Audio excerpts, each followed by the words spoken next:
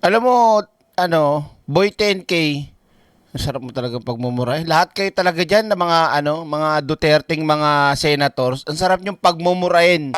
Mula ulo mukhang paa. Ang ina nyo. Hindi kayo para sa bayan, mga impacto.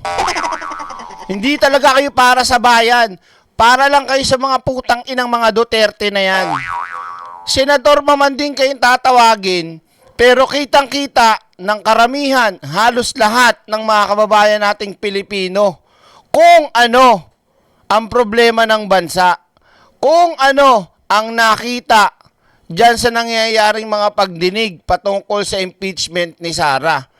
At gago na lang ang hindi maniniwala sa pagpaplano at pagpapaandar nyo ngayon.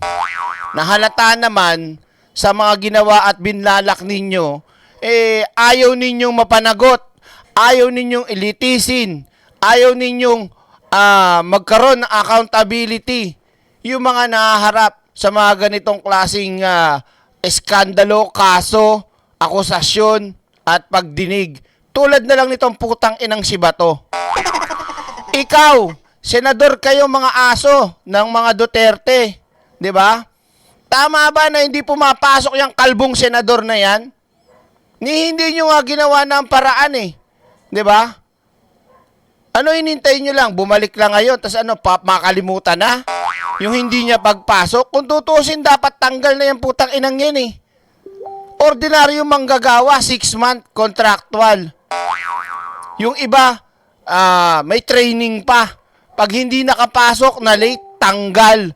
Tas iba to, buwan, daan-libo ang kinikita nang hindi naman nahihirapan at pumapasok at nagpapalaki lang ng tiyan niya kung saan man siya nandoon ng panahon na yon. Tapos wala kayong aksyon, mga putang ina nyo. Ang tibay ng mukha nyo. Ngayon, nasa inyo ang impeachment para kay Sara.